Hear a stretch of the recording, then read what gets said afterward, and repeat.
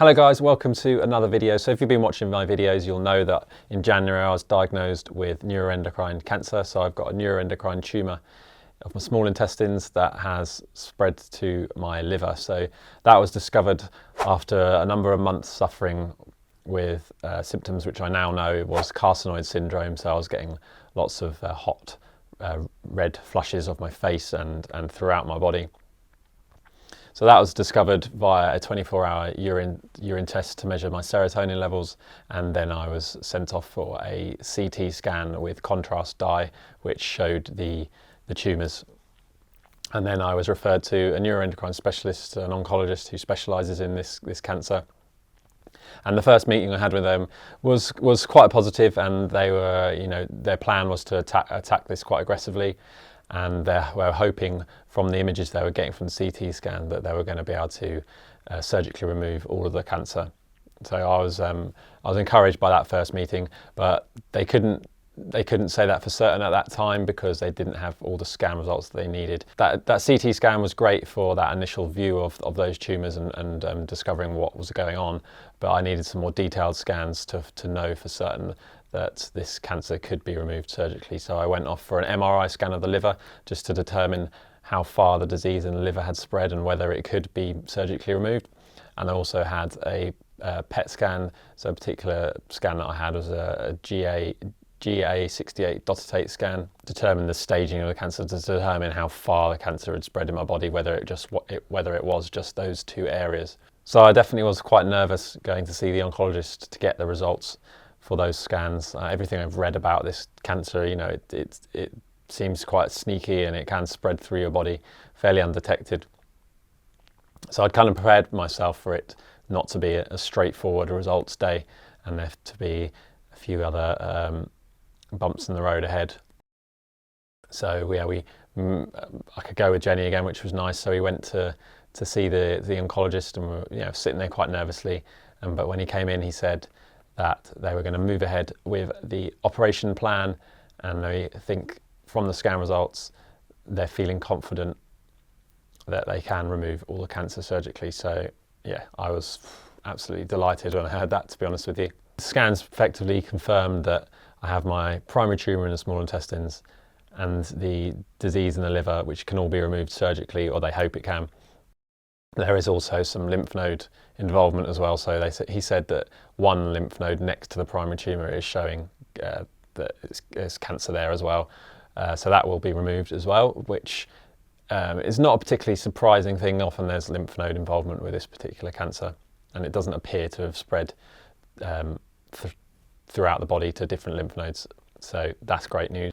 And obviously this news did come with the caveat that they might open me up and find that the disease is more extensive than the scans are showing and they won't be able to remove it. But, that's fair enough. They do have to say that, obviously, and there is that small chance that will be the case. So definitely not out of the woods yet, but moving in the right direction. The only slight downer, I suppose, with the results is the fact that it's not going to be possible to do this in one big surgery, which they kind of discussed initially with me. But they've deemed it a little bit too much to do in one surgery, so it's going to be two separate surgeries. So the first surgery is going to be removal of the primary tumour of the small intestines and removal of that lymph node, and then the second surgery will be the resection of the liver, so take out some portions of my liver to get rid of the disease there. So two major surgeries ahead. Obviously it would have been great to just get rid of it all in one, but still just pleased to say that there is a chance of getting rid of it all. So yeah, largely good news. And the other good thing about that consultation day is that I actually started on some treatment as well, and it's a treatment I've talked about a number of times in the previous videos, and that's the somatostatin analog injections. So they're known as different things around the world, but the particular somatostatin analog that I'm getting is lanreotide. Basically its function is to stop the release of hormones from neuroendocrine tumours. That should help get rid of my carcinoid syndrome symptoms, and also it works in slowing down or even stopping tumour growth. So that's really nice to know psychologically that is happening in my body now. It's very easy when you're not on any treatment for your mind to start running away with you, thinking that the tumours are growing and spreading. But now I'm on this particular treatment, at least I can kind of put those thoughts to bed a little bit. So I had that injection, as I say, a couple of days ago, and since then I have had a few flushes still, but I can definitely report that those flushes are reduced. I'm not having as many as I was, and I was told as well that it can take a few weeks for that drug to properly kick in, and you know, for carcinoid syndrome to be completely under control. So fingers crossed that it just continues to get better. I did have some side effects on that first night in particular. I had some quite bad stomach cramping. There are a number of side effects you can get from these injections, and I was kind of expecting to get something. I've read a few anecdotes from people about starting them, and a number of people said that their first time getting the injection they had some side effects. These tumours have got a little bit comfortable in my body and comfortable releasing hormones, so there's no surprise that introducing a drug that stops their function effectively is going to cause a little bit of upset.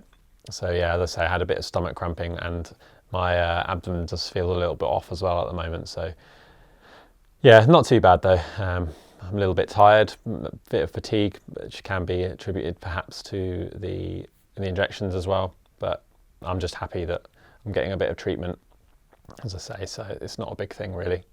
There are some long-term issues that can arise from being on these injections. So it's a injection I have to have now every 4 weeks.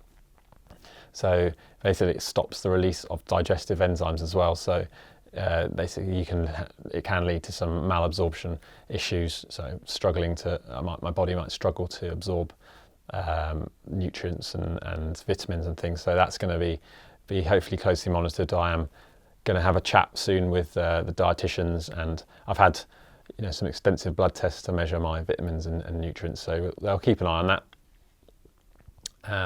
And yeah, so that is going to be the plan. Get these operations done, hopefully get rid of all the cancer.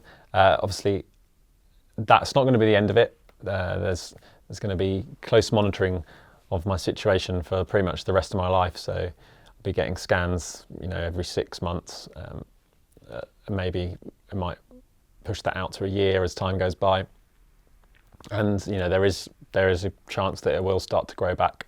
He was quite honest with me, said it might grow back, and if it does, okay, we tackle that when that happens. But at least I'm getting closely monitored, and the advantage I have with this cancer is predominantly slow growing. So if it does start growing back, we're going to catch it pretty early anyway, and then be able to deal with it then and there. So there's that. There's going to be some recovery to get through as well. Obviously, I'm having 2 major abdominal surgeries. That's the plan.